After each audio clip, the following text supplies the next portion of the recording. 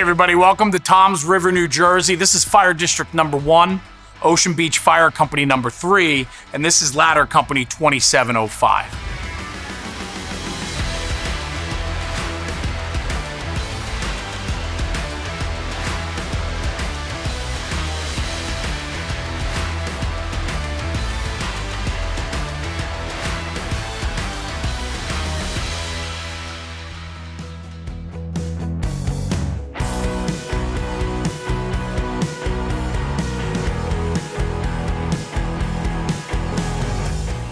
So I'd like to welcome Bob Emery, the Director of Sales for Fire and Safety Services, to the studio today for the project that we're working on here with the Ocean Beach rear mount.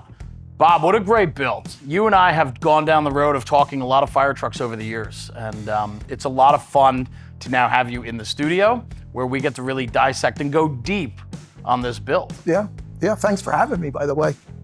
If you don't get to learn the department, their first due, and who they are, you really have a hard time understanding why they built what they built. Yep. I mean, Toms River Fire District number 1 is a very loyal customer to Fire and Safety. Sure. and Pierce Manufacturing. Their tandem axle rescue is all over social media. Right. I mean, Right. It's a very nice build. You know that. Sure. But when you get that type of relationship, you kind of know what it is that they're looking for, or what their needs are, or whatever. We don't build our truck. We're coming to you, and what truck do you want? There is so much to be said to that, and getting to know your customer and having, being able to provide one and then another and another. Every time you build and work with their truck committee, you get to understand their department even further and deeper, and that allows you to get a much better build, for sure. Yep. So today we're in Toms River, New Jersey. We're at the Ocean Beach Fire Company number 3. I had that 3. You guys have spent the day with me here. We're looking at Ladder 27 behind us, a beautiful build by Pierce Manufacturing. We're here with Fire and Safety Services, featuring the Apparatus, but more importantly too, is we always want to focus on the departments, right? Mm-hmm. And I think that that's a big part of the story, because when we talk about custom fire apparatus, you really have to get to know the fire company or the fire department to understand why they built the truck they built and the needs that they have. And really how we do that is spending the day with its people in the department to learn the culture and the traditions and so on. And so Dave, Len, and Chris, thank you for joining me today. It's been an absolute pleasure. But I just want to talk a little bit about Ocean Beach Fire Company, right? Because this is a special place, right? We travel all over the country. I get to look at firehouses all over the country. And when you walk in, you get a sense real quick about the type of fire company it is, right? You walk in and the equipment's taken care of, it's clean, there's tradition on the walls, there's plaques, there's banners, there's history. Chris, how many years with the fire company now? Going on 11. 11. And Len, how about yourself? 15. 15, but how many in the fire service? About 45. 45. Spring chicken. 47. And Dave, how about yourself? With this company, 7. 7 years with this company, but how many in the fire service? 42. 42. So this is interesting to me, right? Because the area here in Toms River where we are, it's more of was a vacation community, if you will. It's a beach community at the New Jersey shore, right? As we call it. And a lot of these houses used to be seasonal, but the area is really starting to build up to be more year-round now. Absolutely. Yeah. After Sandy, that changed a lot of it when, people knocked down their bungalows. Yeah. And built what you see now. A lot of people said, why am I living up there when I can live in this brand new house down here? Yeah. And we have a whole new clientele. We were probably like 18% before Sandy. I think we're up to around 29% full time. Yeah. And Sandy was quite a few years ago, right? I don't know the exact date off the top of my head, but it was quite many years ago. But then the other interesting thing that happened too was COVID. And a lot of people that had seasonal or vacation homes here Absolutely. came down here to get away from the urban setting of New York City or Philadelphia, and they came to their vacation home, which then turned into, well, it's not just a vacation home anymore. We're going to be staying. Right. Well, everybody's working from home now, remotely. So why not work at the beach? Which is really interesting, right? Because then this starts to create a different type of conversation for you guys, which was once we had a busy season between Memorial Day and Labor Day, is now you're getting rounded out where the off seasons are still staying a little bit steady now compared to what it used to be, right? Oh yeah, we're gonna round the clock now until probably Thanksgiving time. Yeah. Since Memorial Day, Right. you know. So Slows down a little bit then. it's just a little- I'd say till the end of the year. We've had people out down here who have big New Year's Eve parties. Sure. It's a different place now. It's, anytime there's the long weekend, we have more people. Yeah. Oh yeah. We get, it's a very different, like you said, COVID brought a lot of people. Sure. And, when they rebuilt their homes, they come out here. Yeah. And they want to enjoy it. You spend a lot of money, you want to enjoy it. Well, that's it. And with that comes a level of expectation. A lot of people that have a vacation home here come from more of an urban setting, maybe New York City, Philadelphia, where they're used to picking up the phone, dialing 911, and within 4 to 6 minutes, staffed engine companies, truck companies, EMS, whatever it is arriving at the doorstep. Whereas here, this is an on-call, home response volunteer department. Something happens, and you're right. I mean, we're in our winter season. Spring starts to come around, boats come back into the water. Sure. We get the boating industry, we get boats on the bay, we get boats in the ocean. I think what's really interesting is talking with you guys today and really understanding the capabilities here.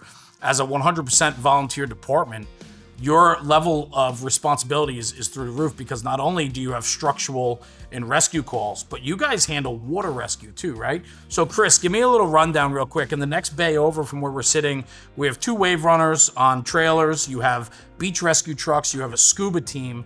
Give me a little rundown on the ocean services you provide. So we'll run from anywhere from Island Beach State Park all the way up into Bayhead if we have to. It's almost 14, 15 miles of beachfront that we're gonna run mutual aid on. We are lucky to have some pretty good mutual aid agreements with the town, towns over in Lavalette and Seaside, and but yeah, we have a whole water rescue team with the lifeguards, which is pretty beneficial for us recently, and that is definitely helped us get out the door and get in the waters. And the working relationship, I know you guys mentioned the working relationship with the seasonal lifeguards, but that doesn't mean that after 5 o'clock or, off season, you guys aren't responsible. I mean, you got a fireboat in the bay that you guys staff, right, when needed. Which will go back in probably around April 1st. Yeah. It'll be back in the water. We try to get it back in as soon as possible. Sure. Yeah. So. Sure. And it should be said, I don't know if I said it earlier in the conversation, but this is a barrier island. So you have the bay between the mainland and here, and you only have a certain points of access to get to the mainland, right? Causeways, things like that. Yep. And then we're on the barrier island surrounded by, bordered by the Atlantic Ocean. So storms, we talked about the devastation of storms here. Hurricane Sandy, Superstorm Sandy was a big one from many years ago, but even just your regular nor'easter, right? Difficult weather. What can it do here? What does it do for you guys? It rips us up with high tides. I bet. And a lot of our streets start flooding up pretty good. And before you know it, you got Joe Blow comes down the street and winds up floating his car. Yeah, right. You right. know? So we're having to take the next truck, like the Deuce that we have, and go out and pluck them up. And Yeah. That's what's interesting to me is like when I think about structural firefighting where I am, rescue services, we don't have to deal with those more unique situations, right? And this is daily for you guys in the summertime for sure. To put things in perspective, this firehouse is literally 4 buildings off the sand dune. Off the sand dune. Like, that's pretty interesting. Usually, like, when you come onto the Barrier Islands of New Jersey, the firehouses are always bayside, because this is the more oceanside real estate, you know what I mean? Yeah. So usually you don't find a firehouse a couple buildings off the dunes, but if you make a left-hand turn out of here, you're on the beach access in about 3 seconds. Yes. Yeah. Absolutely. Yeah, which is pretty unique.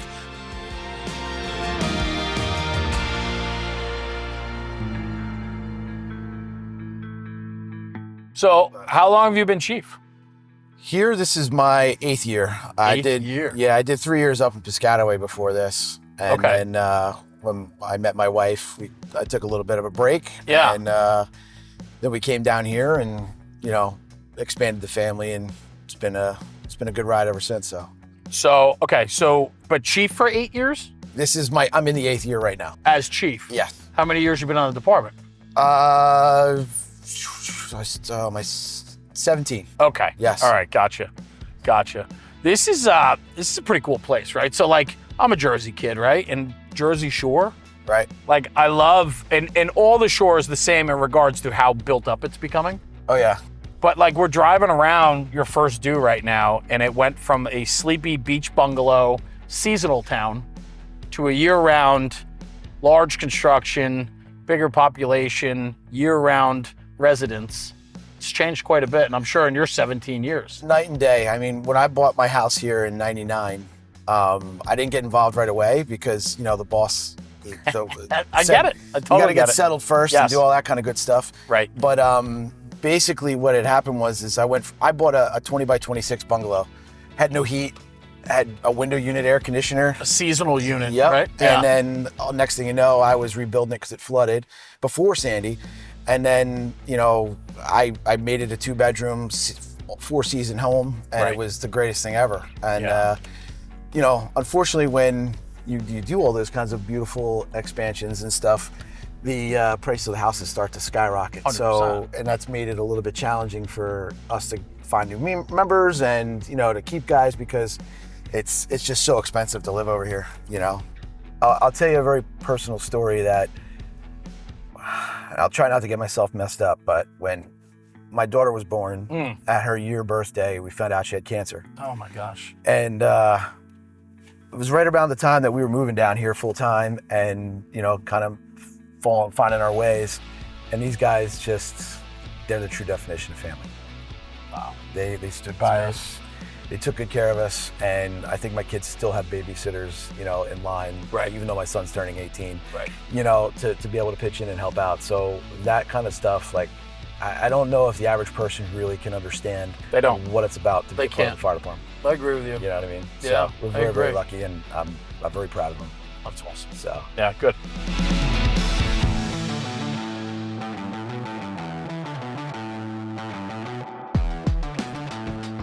When we're going into designing the apparatus from the pre-construction point of view, you really have to get a good sense of what you're looking for and understanding what's available to you. And a big part of that is understanding their first due. And so when you start looking at the room of the size of the chassis, it's important to know the sizes available and what that does to your wheelbase. Yeah, I mean, listen, they went with the middle of the road, right? Yeah. 70-inch cabbed axle gives you a really decent working wheelbase of, I believe they're at 241 and a half. Yes. So that's a decent wheelbase for a tandem axle ladder. Yeah, and an overall length of 40 foot 5 inches. Yes. A very workable size for that. That was important to them. Yeah. Also important to them was the length of the front bumper. They didn't want it really large. So do they still have a hose pack on there? Sure they do. But it's not very wide. Right. They have a 100-foot accordion packed in a trash line. Yep. Up front. Yep. For sure. So I got to think, even in the 14 years you've been here, you've seen a tremendous amount of change. Yes, tremendous. Yeah. Sandy was the big eye opener. Yep. To changing everything out here. I'm sure. But even with the introduction of this truck, right? Because you had a 75-foot rear mount before this? Yes. And now you're at a 107. Yes. Tandem axle.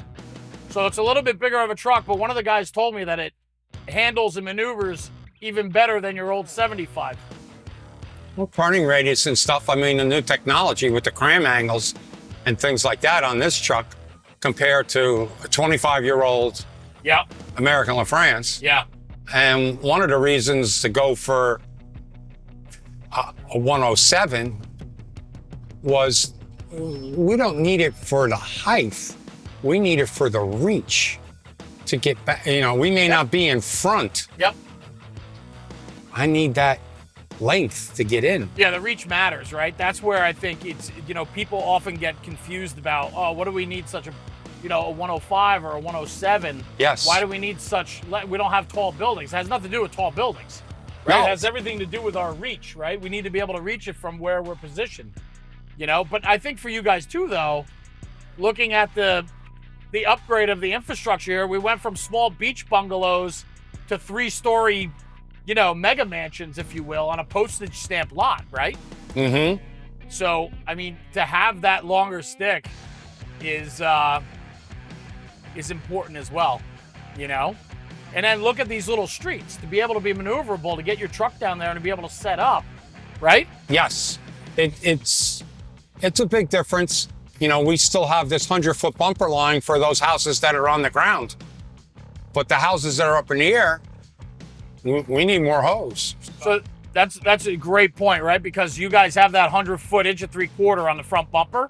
On all three. You have right. You have a 5-foot step back on the houses that are right on the street, right? So you don't need more than 100 feet to get through the front door and out the back door of that house.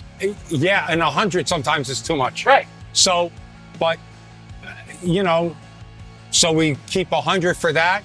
We run 100 and we're running 200s on everything else because of the longer lays. A lot of the houses now are designed with the door in the back of the house. Right. They only allow one door. Right. So we go to one door, longer lay, get up the steps. Yeah. I love, too, in the Enforcer chassis, the wide open windshield. When you drive, how important is, like, visibility in this truck? I mean, it's really wide open. Tremendous. I mean, I like being able to see everything, no pillar in the middle Right. to obstruct your view. It's a wide open view. The Enforcer cab is wider. Even though it's only a little bit, it makes a whole big difference. This chassis certainly provides more leg room, more width in the seat, right? So when you're geared up, when you're trying to put your pack on up here as the officer, you have a little bit more shoulder room. Some of the other chassis are a little tighter, you know, especially for guys that are a little bit broader in the shoulders, they can get a little tight. The other thing too, though, Lenny, which I love, is the 180 visibility. There's nothing here on the doghouse that prevents you from seeing across, right? I've got from here to here Yes. vision. Yeah. So here we are in the fabrication shop at Fire and Safety Services. Tucker Harding, a friend, known you for quite a while now, brother. It's been a lot of fun. Yeah, absolutely. So yesterday we're in Toms River, New Jersey, and we're down at the Ocean Beach Fire Company. They just got delivery of a 107-foot rear-mount Ascendant. Beautiful piece. Gorgeous truck. Great footprint on it. Absolutely. Absolutely. The upfitting. So often when we talk about fire apparatus delivery, it's always the design, the pre-construction, this and that, but how much thought goes into the delivery when the upfitting, right? And so your job, your wizardry with your crew here in the fab shop is putting it all together for the customer. And that really is what the final bow on the package is, right? Yes. How important is that part? It's huge. If you don't have your equipment on the truck, what good is the rig? When they leave here, we like them to be done. We like to say just add water. And I think too, right, what helps is having a firefighter or firefighters in the shop. Absolutely. Operationally speaking, you guys have a good understanding of the layout of the equipment. Yeah, it helps a ton. When you're coming off the rig, you want to be able to grab your tools for the position you're riding in and go to work. So the design and upfitting is paramount. Yeah, you have to know where your stuff is, how to get it, how it comes out. You want it nice and easy. You know, you want it firefighter friendly. When we were in Ocean Beach, we were chatting with the crew down there, and they were saying that they had an idea of where they wanted all their equipment laid out on their ladder. And then when they came to sitting down with you, you were like, that's great. Let me suggest this, this, and this. Yep. That comes from experience. Yeah, I mean, I can't count the number of trucks that we've done here that we've had our hands on. You know, we know the sizes of things just off the top of our head, which is a weird thing to know. But seeing so many tools and equipment, we know where stuff fits best. We know where stuff doesn't fit. We know the things to look out for. And you know your craft, and that's the most important thing. And so when you're talking custom fire apparatus, truck gets delivered, comes here to Fire and Safety. Now you guys get your hands on it. Correct. We're talking custom. Right. I mean, custom. This is all done by the crew here in your shop. Cut, welded, fabricated, installed. Correct. Custom to fit your rig, your demographic, your response area, the way you run your department. Really well said. Tucker, thank you for allowing us in the shop for a little bit. Absolutely. It's been a fun project. It's always great seeing you. Always good to And see you. I'll tell you, word on the street is you guys are doing some incredible work, and I've seen it firsthand. We try. We And, gotta get the crew out here. And the crew in this shop, Oh, absolutely. aces. Couldn't beat them. Awesome, pal. Thank you. Good to see you. Thank you. You guys did an incredible job after the fact too, right? So the pre-construction is mapping it all out.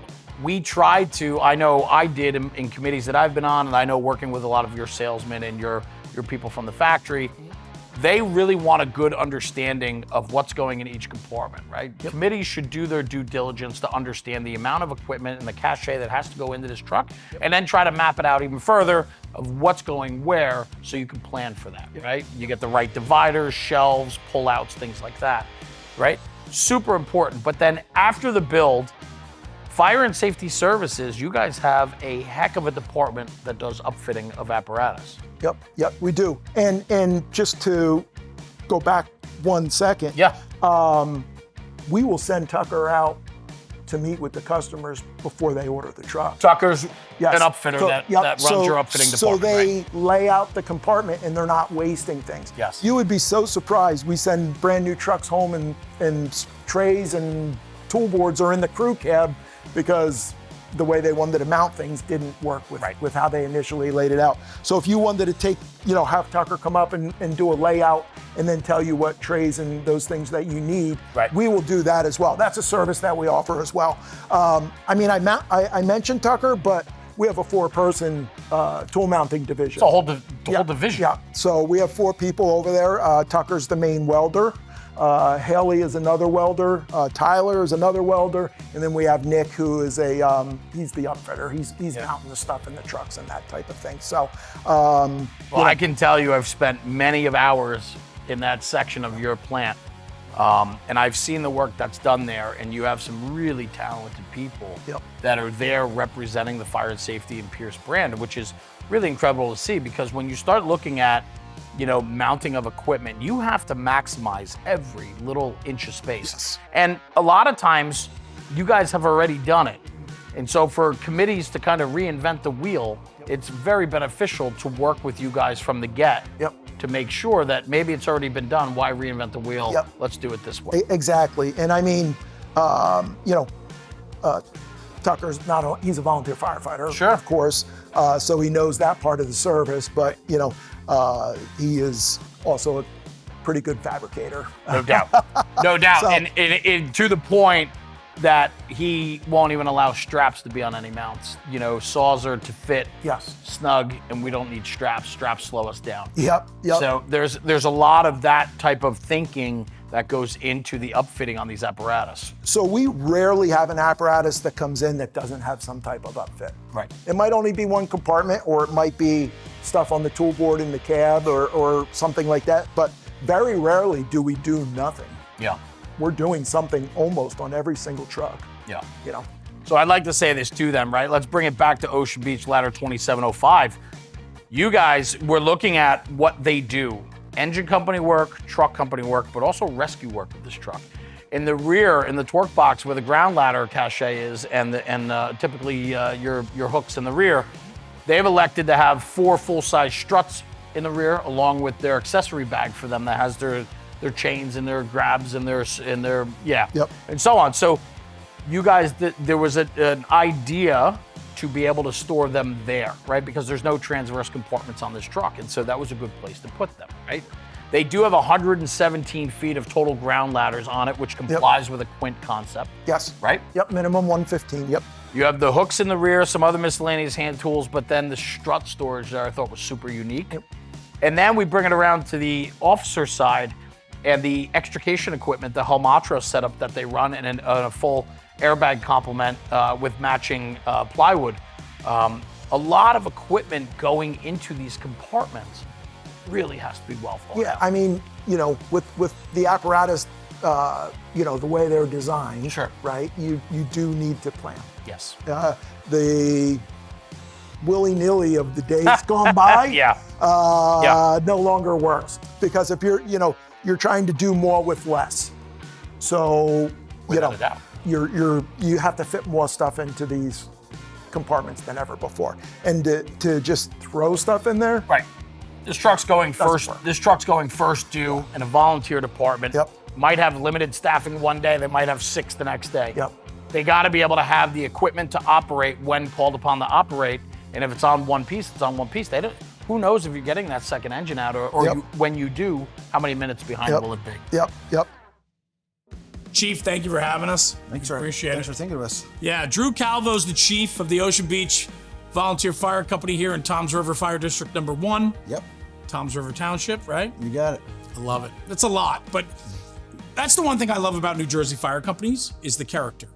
We have fire company names, different districts, and so on, but it's unique personalities within. You guys are here with a beautiful firehouse or a beautiful fire company right off the beach. What a place to be a fireman. Doesn't get any better. It doesn't, Chief. It doesn't. Thank you for having us. We're here working with Fire and Safety Services, the local Pierce dealer here in New Jersey. And we're looking at ladder company 2705, which is a 2024 Pierce Enforcer, 107-foot ascendant aerial ladder. A beautiful piece. Thanks. We came out really good. We're very, very happy with it. So we spent the day, right? We took it out in the district. We got to look at your first due. We set the truck up. We've operated, sat down with a bunch of your guys before, and we talked about the truck and the department. It's just been a great day. But focusing on this build for you guys, right? You said it was, what, 2 years in the making? Pretty much, yeah. We started coming to the table, thinking about what we needed, what direction we should go, what chassis, how big of a ladder, things like that to make sure we could keep up with the changes in the territory. So that's a big part of the question, right? Is that, or part of the equation, I should say, is that this district has changed so much. A lot of the conversation today with your guys and yourself when we drove around the district is how different this community really has become over natural disasters like Hurricane Sandy, through COVID, which changed the population and density of the amount of people that are staying year round. Definitely. Constantly changing and evolving here. It is. I mean, we're finding more and more full-time residents. The houses are, the property's not getting bigger, but the houses are getting taller and bigger. They certainly are. So, yeah. We were just talking too. I mean, a standard room and contents fire can pose tremendous challenges because now we're talking on upper floors. Yep. So egress, whereas in my world, your first floor is ground level. Here, your first living quarters starts at the second level. Very much. Very often we're seeing that. And then it takes a lot more hose, a lot more ladders, a lot more manpower, Yeah. a lot of things that we have to think about. Yeah. Unique first due. And I have to think that a lot of the pre-construction conversation you guys had to do with what type of truck can operate within our jurisdiction. So turning radius was a huge thing. Outrigger footprint was another huge thing. And then overall length. Yeah. And the guys, our salesman was just phenomenal with giving us different examples, different ideas.